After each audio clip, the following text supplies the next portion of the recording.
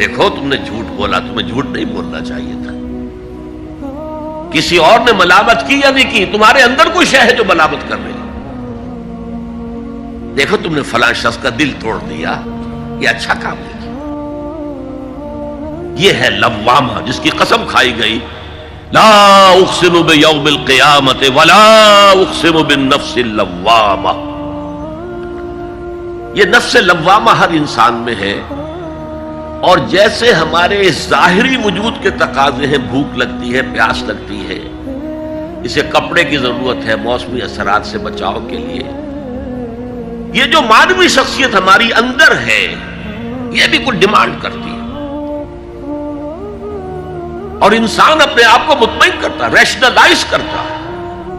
ٹھیک ہے یہ تو خرابیاں ہیں، لیکن میں نے یہ کام بھی تو آخر کیے ہیں نا. یہ انسان کی ایک لازمی ضرورت ہے اپنے ضمیر کو مطمئن کرنا.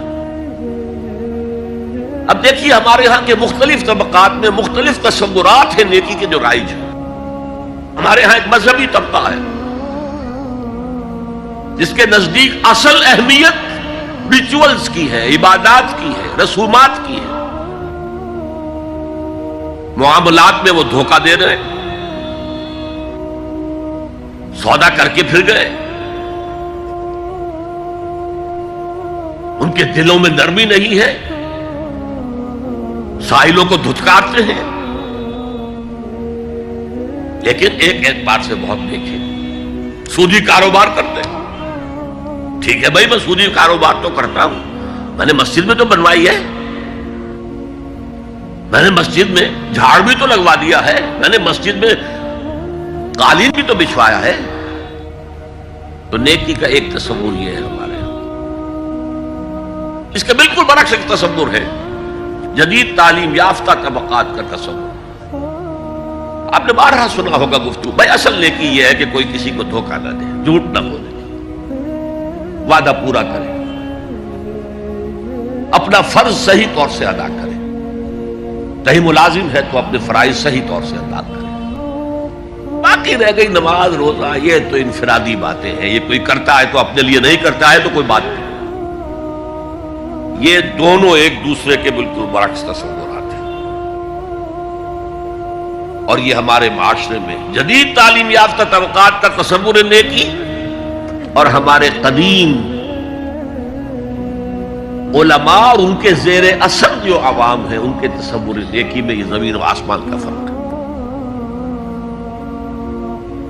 آپ کو معلوم ہے کہ اپنی جسم فروش عورتیں جو ہیں وہ بھی نیکی کا کوئی نہ کوئی کام کرتی ہیں. آپ دیکھیں گے محرم میں سیاہ کپڑے پہن کے جلوس کے آگے آگے جا رہی ہیں، سبیلیں لگا رہی ہیں. مختلف مزاروں میں جب عرس ہوتا ہے وہاں جاتی ہیں، دھمال کھیلتی ہیں، وہی سیاہ کپڑے پہن کے. وہ بھی اپنے آپ کو مطمئن کرتی ہیں. مشہور ہے ایک واقعہ شہنشاہ عالمگیر اورنگزیب کا. اس نے دلی میں گانے بجانے پر پابندی لگا دی. اب ظاہر بات ہے جن کا یہ پیشہ تھا ان کا دھندا ختم تو آمدنی ختم. لاکھ کوششیں کی لیکن اورنگزیب ٹس سے بس نہیں ہوا. پھر انہوں نے ایک عجیب ترکیب کی. وہ دریائے جمنا بالکل ساتھ بہتا تھا، یہ قلعہ اس شکل میں بنایا گیا تھا، اب تو ذرا فاصلے پر. تو ایک کشتی میں وہ جمع ہو گئے، سازندے بھی اور ساز بھی، اور گاتے بجاتے ہوئے. انہیں معلوم تھا فلاں وقت جو ہے بادشاہ جھروکے میں بیٹھ کر دریا کی سیر کرتا ہے، وہاں سے گزرے اور ایک شعر گاتے ہوئے گزرے. در کوئے نیک نامی مارا گزر نہ دارند، گر تو نمی پسندی تقدیر قدارا. در کوئے نیک نامی، یہ نیکی جو ہے اس کے کوچے میں ہمارا گزر ہی نہیں ہے. در کوئے نیک نامی مارا گزر نہ دارند، یہ تو اللہ کی طرف سے فیصلہ ہے، اس کی مقرر کردہ تقدیر ہے. گر تو نمی پسندی تغییر کل قضارا، اگر تجھے پسند نہیں ہے تو تقدیر بدل دے. تو بادشاہ ہنس پڑا اور اس نے کہا کہ ٹھیک ہے بھائی، گانے بجانے کی حد تک تمہیں اجازت ہے. تو ہر ایک طبقے کا اپنا ایک تصور ہے نیکی کا. جیسے میں نے پہلے عرض کیا بڑے بڑے ڈاکو جو ہیں وہ اپنے علاقے کے بیواؤں یتیموں کی سرپرستی کرتے ہیں، ویسے نہایت درندگی صفاقی انسانی جان کی کوئی حیثیت ہی نہیں. تو نیکی اصل میں کس شے کا نام ہے، کون سی چڑیا کا نام ہے، نیکی حقیقت میں کیا ہے، وہ ہے اس آیت کا مضمون. میں مثال دیا کرتا ہوں، ایک عام قصہ ہے کہ کسی گاؤں میں پہلی مرتبہ ہاتھی آیا. اب وہاں نابینا لوگ جو تھے انہیں بھی پتہ چلا ایک عجیب جانور آیا ہے. وہ آئے اور کسی نے اس کی ٹانگ کو ٹٹولا. اس نے کہا ہاتھی ایک ستون کے مانند ہے. کسی کا اس کے کان کے اوپر ہاتھ پڑا، اس نے کہا چھاج کے مانند ہے وہ. کسی نے پیٹ کو ٹٹولا، بہت بڑا ڈھول ہے وہ. بالکل یہی معاملہ ہے نیکی کے تصور کے بارے میں. اڑائے کچھ ورق لالے نے، کچھ نرگس نے، کچھ گل نے. چمن میں ہر طرف بکھری ہوئی ہے داستان میری. کسی نے نیکی کا ایک حصہ لے لیا، کسی نے دوسرا لے لیا، کسی نے تیسرا لے لیا. وہ مکمل سراپا نیکی، حقیقی نیکی کس میں ہے، یہ ہے اس آیت کا مضمون. اب چوتھے نمبر پر یہ تمہیدی باتیں جو میں عرض کر رہا ہوں، اس آیت کا پس منظر کیا ہے جسے ہم کہتے ہیں شان نزول. کیا بحث چل رہی تھی جس میں ہدایت کے لیے یہ آیت نازل ہوئی؟ تو ذہن میں رکھیے کہ تحویل قبلہ اس آیت کا پس منظر ہے، شان نزول ہے. آپ کو معلوم ہے مکے میں جب تک حضور رہے، آپ جب نماز پڑھتے تھے تو آپ جنوبی جانب کھڑے ہوتے تھے، یعنی رکن یمانی اور وہ کونا کہ جس میں حجر اسود نصب ہے، ان دونوں کے درمیان کھڑے ہوئے کعبے کی طرف رخ کیا. تو اسی رخ پر بیت المقدس بھی ہے. اسے کہتے ہیں استقبال قبلتین، دونوں قبلوں کا بیک وقت استقبال ہو گیا، رخ ہو گیا دونوں طرف، خانہ کعبہ کے بھی اور بیت المقدس کے بھی. مدینے میں آ کر تو یہ ناممکن ہے. اب اگر کعبے کی طرف رخ کرو گے تو بیت المقدس کی طرف پشت ہو جائے گی، وہ شمال میں ہے، یہ جنوب میں ہے.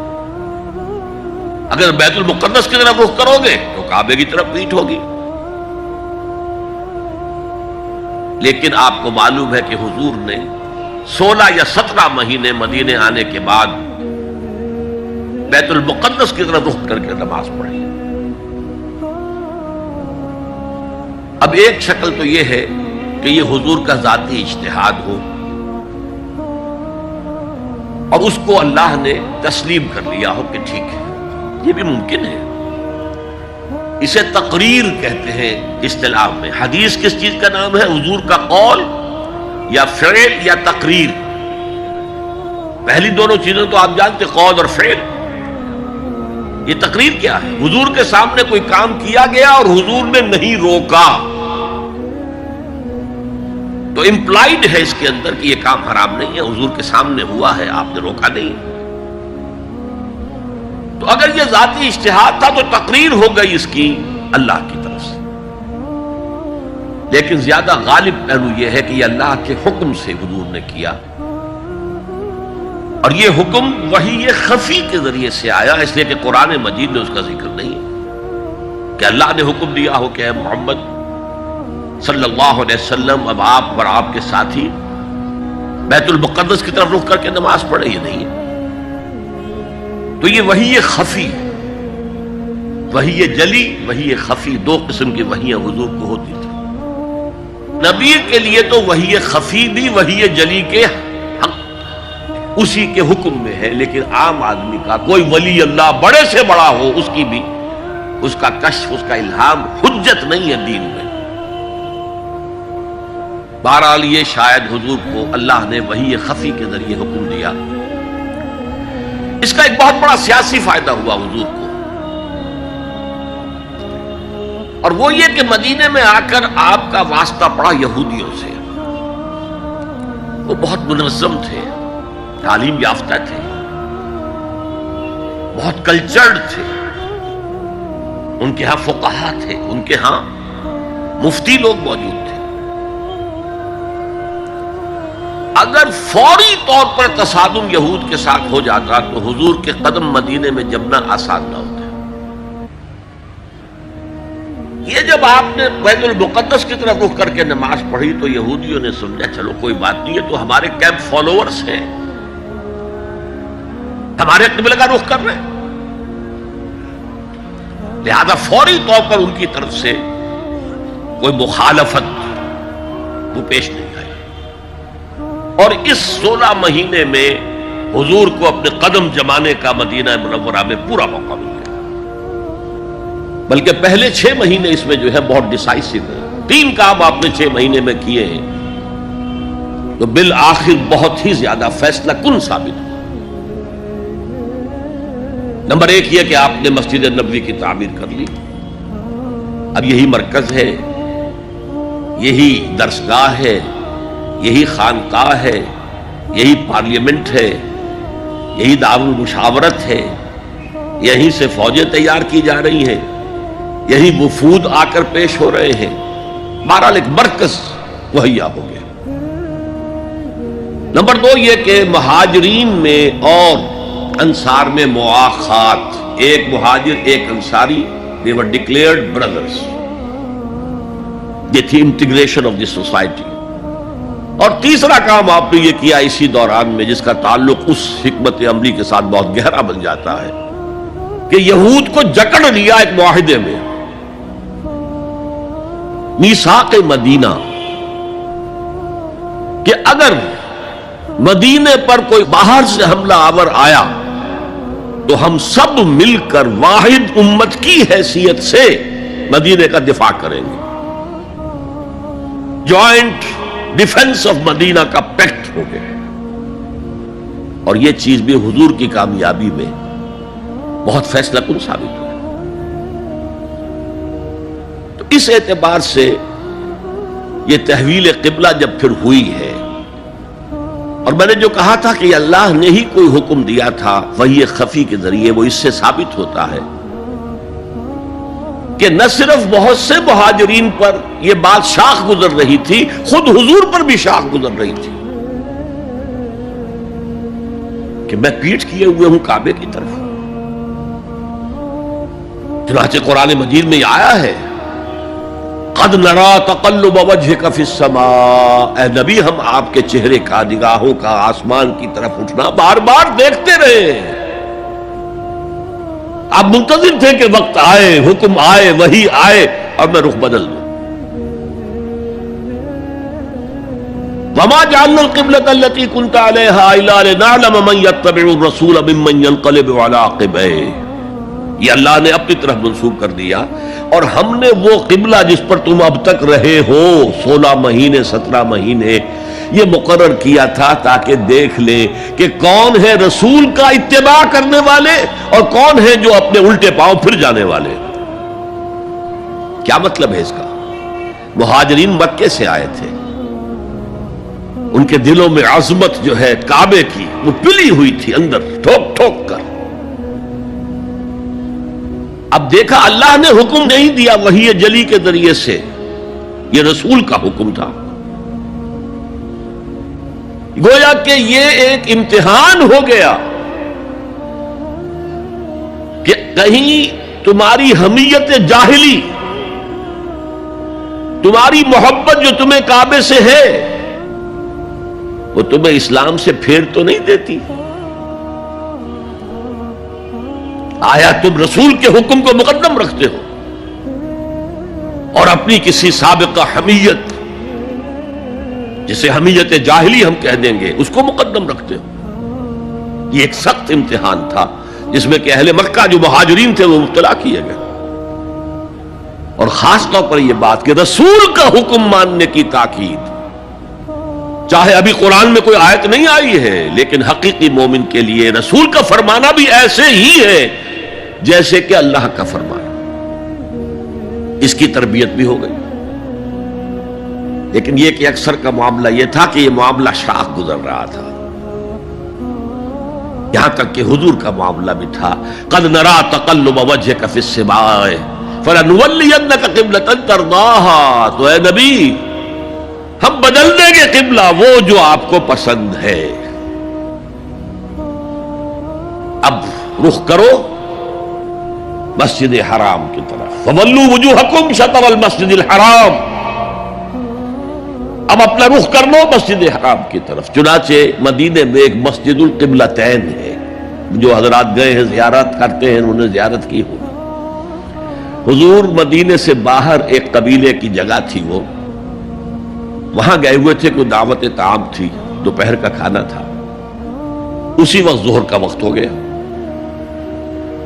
حضور نے جماعت کھڑی کی اور قبلہ جو ہے بیت المقدس. اسی نماز کے دوران یہ آیات وہی نازل ہو گئی. آپ نے فوراً رخ بدلا اور پوری جماعت نے رخ بدل لیا. اور اسی لیے اس مسجد میں دو قبلے ہیں، دو محرابیں ہیں، ایک شمال کی جانب بیت المقدس کی جانب، دوسری جنوب کی جانب یعنی مکہ مکرمہ کی جانب. اب یہ تحویل قبلہ جو ہے یہ ہے بات اصل میں سمجھنے کی، ایک بہت بڑے فتنے کی بنیاد بن گیا. فتنہ آزمائش کو کہتے ہیں اور فتنہ فساد کو بھی کہتے ہیں. فساد یہودیوں کی طرف سے شروع ہوا. یہ کیسا نبی ہے جس کا قبلہ ہی معین نہیں؟ ابھی یہ شمال کی طرف رخ کر کے نماز پڑھ رہا تھا اور اب اس نے جو ہے جنوب کی طرف رخ کر لیا. کیسا رسول ہے یہ؟ کیسا نبی ہے؟ حضور کے خلاف لوگوں کو بھڑکانے کا انہیں اب ایک موقع ہاتھ آ گیا. اور آپ کے علم میں ہے کہ اوس اور خزرج کے جو عوام ہیں وہ یہود کے بہت زیر اثر تھے، بہت زیر اثر تھے. وہی بات کہ وہ سمجھتے تھے ہمارے پاس نہ کوئی شریعت ہے، نہ کتاب ہے، نہ کوئی قانون ہے، نہ ہمارے ہاں کوئی مفتی ہے، نہ قاضی ہے. ان کے ہاں تو کتاب ہے، شریعت ہے، مفتی ہے، قاضی ہے. ان کا تو بحال کلچرڈ لوگ ہیں. تو ایک روب تھا ان کا. لہذا یہ ایک ان کو موقع مل گیا کہ اس پر لوگوں کے جذبات کو بھڑکائیں اور حضور سے برگشتہ کر دیں. دوسری طرف سادہ لو مسلمانوں کے اندر بھی ایک فتنہ بطور آزمائش آ گیا کہ اگر اصل قبلہ یہ تھا تو یہ 16 مہینے کی نمازیں تو ہماری اکارت گئی، غلط رخ پر پڑی ہم نے. اور نماز تو دین کا اصل ستون ہے اور یہ نمازیں ہماری ضائع ہو گئی. یہ ان کے دلوں میں ایک وسوسہ پیدا ہوا. اس پہلو سے اس مسئلے پر بڑی مفصل گفتگو قرآن میں ہوئی ہے میرے اور آپ کے لیے. بلکہ مجھے اعتراف ہے کہ میں یہ سوچتا رہا اتنی مفصل گفتگو بار بار فَوَلُّوا وُجُوهَكُمْ شَطْرَ الْمَسْجِدِ الْحَرَامِ فَوَلُّوا وُجُوهَكُمْ شَطْرَهُ، یہ بار بار پورے 2 رکوع قرآن مجید میں، سورہ بقرہ کا 17واں رکوع 18واں رکوع اسی پر. اس لیے کہ ہم اس سینسٹیونیس کا اندازہ نہیں کر سکتے کہ جو اس وقت پیدا ہو گئی تھی اس پر. تحویل قبلہ پر یہ معمولی نہیں بات تھی. یہود نے سمجھ لیا تھا کہ اب معلوم ہوا یہ ایک نئی امت کا آغاز ہے، اس کا مرکز اب نیا بن گیا ہے. اب تک وہ سوچ رہے تھے کہ ہمارے ہی، چنانچہ ایک اور واقعہ ہوا تھا کہ یہ عاشورہ کا روزہ رکھتے تھے یہودی. حضور نے پوچھا کیوں رکھتے ہو 10ویں محرم کا روزہ؟ انہوں نے کہا کہ اصل میں ہمیں جو نجات ملی تھی فرعون سے، اور فرعون کو جو غرق کیا گیا تھا لاؤ لشکر سمیت، وہ 10 محرم کو ہوا تھا، ہم شکرانے کے طور پر روزہ رکھتے. حضور نے فرمایا کہ موسیٰ کے تو ہم تم سے زیادہ مستحق ہیں، لہذا مسلمانوں کو حکم دیا کہ تم بھی 10ویں محرم کا روزہ رکھا کرو. اب یہ چیزیں ایسی تھیں کہ جس سے وہ پیسیفائیڈ تھے ایک طرح سے کہ نہیں یہ کوئی نئی چیز نہیں ہے، یہ ہمارے کیمپ فالوورز. بلکہ حضور نے فرمایا تم 2 روز کا روزہ رکھو، 9ویں محرم کا بھی 10ویں کا. بہرحال اس پر جو ایک تشویش ہوئی ہے، اس تشویش کو دور کرنے کے لیے 2 رکوع 17واں 18واں رکوع 2 رکوع پورے کے پورے اسی بحث پر مشتمل ہیں. اور اس کے علاوہ اب میں مثال دوں کہ میرا ایک ہاتھ یوں ہے، ایک ہاتھ یوں ہے، بیچ میں میرا جسم ہے، تو اس بحث کا جسم جو ہے وہ تو وہ 2 رکوع ہیں، رکوع 17واں 18واں. لیکن ادھر دور پہلے ایک آیت آ گئی تھی جس نے زمین ہموار کی. للہ المشرق والمغرب فینما تولوا فثم وجہ اللہ. 2 رکوع پہلے مشرق و مغرب سب اللہ کے ہیں، جدھر بھی رخ کرو اللہ کا رخ ہے. قبلے کا مطلب یہ تو نہیں ہے کہ اللہ اس سمت میں محدود ہے، معاذ اللہ. اللہ کا رخ، اللہ تو مشرق میں ہے، مغرب میں ہے، شمال میں ہے، جنوب میں ہے، فوق میں ہے، تحت میں ہے، ہر جگہ ہے. للہ المشرق والمغرب فینما تولوا فثم وجہ اللہ. مشرق و مغرب سب اللہ کے ہیں، جدھر بھی تم رخ کرو گے وہ اللہ کا رخ ہے. یہ ایک تمہید ہو گئی تھی. اس کے بعد ویسے وہاں جا کر عجیب سا محسوس ہوتا ہے کہ یہاں تو کوئی سیاق و سباق تو تھا نہیں. یہ آیت کس حوالے سے آئی ہے؟ اصل میں اس بحث کے لیے تمہید وہاں سے شروع کر کے بات چھوڑ دی گئی، اور پھر 2 رکوع آگے جو ہے وہ یہ آیت آ گئی کہ اگر ابھی کوئی ریزیڈول ایفیکٹ باقی ہے تو اب ان سے کہا جا رہا ہے سخن شناس نئی دل برا خطائی جاست. لوگوں تم بات نہیں سمجھتے، سخن شناس نہیں ہو اے میرے محبوب. دل برا سخن شناس نئی دل برا خطائی جا. خطا یہاں ہے، تم جسے اصل نیکی سمجھ بیٹھے ہو، ریچول ظاہری شکل، وہ اصل نیکی نہیں ہے، وہ کل نیکی نہیں ہے. نیکی تو اصل میں ایک روح ہے جو پورے وجود میں سرایت کرتی ہے، ایک بالکل مختلف انسان وجود میں لاتی ہے، ایک پورا مختلف کردار وجود میں لاتی ہے. نیکی تو حقیقت میں وہ ہے. جیسے کہ ہمیں معلوم ہے نماز کا ایک ظاہر ہے، فقہ اس سے بحث کرے گی،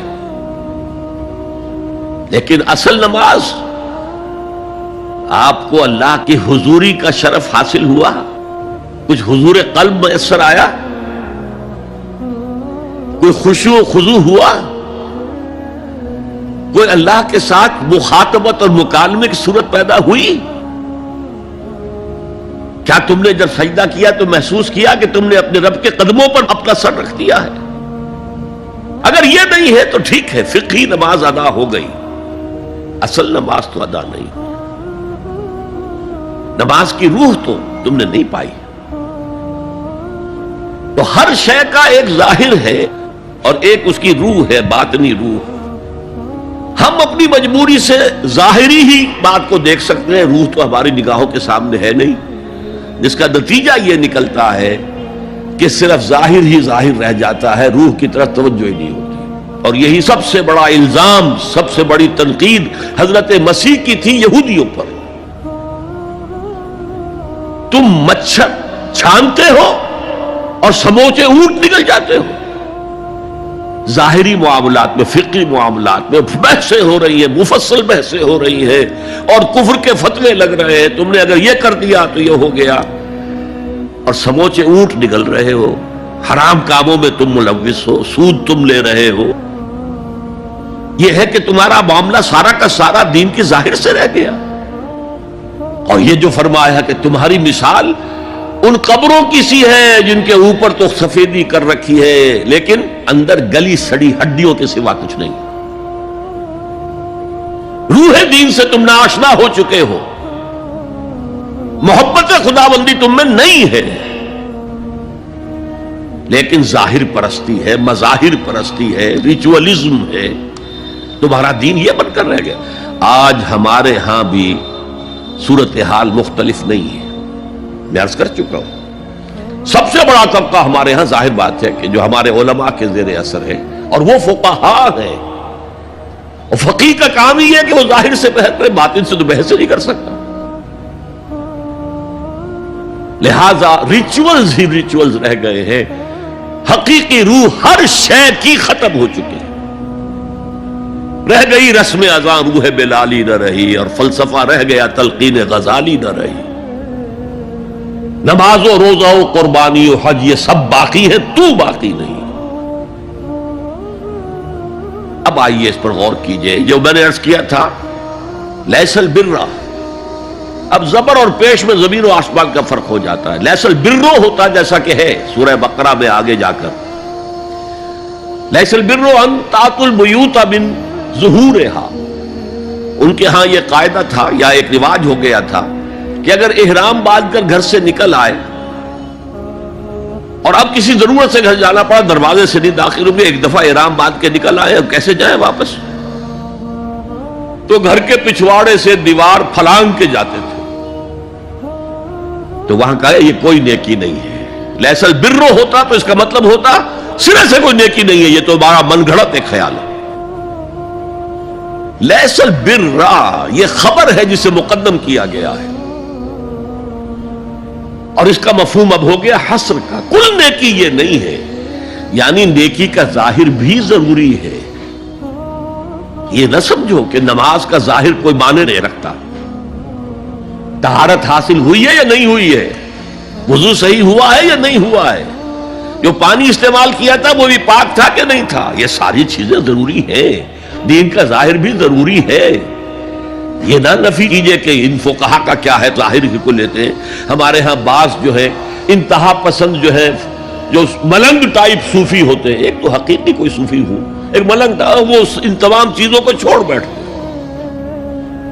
جیسے میں نے آپ کو شعر سنایا تھا اور اختلاف بھی کیا تھا، مولانا روم نے کچھ زیادتی کی ہے، سختی کی ہے، انداز بیان اچھا نہیں ہے کہ ماز قرآن مغزہ برداشتیم استخاں پیش سگاں انداختیم، ہم نے قرآن سے اس کا اصل مغز جو ہے وہ کشید کر لیا ہے، ہڈی کا گودا ہم نے کھینچ لیا، اب ہڈی خالی ہمیں پھینک دی ہے۔ یہ ہمارے صوفیہ میں سے بعض کا طرز عمل رہا ہے جو غلط ہے۔ نہیں، ظاہر بھی اہم ہے، ظاہر بھی نیکی ہے۔ صلو کما رأیتمونی اصلی، نماز پڑھو اسی طرح جیسے مجھے دیکھتے ہو کہ میں نماز پڑھتا ہوں۔ ظاہر بھی کنفرم کرنا چاہیے اس کے ساتھ، لیکن اصل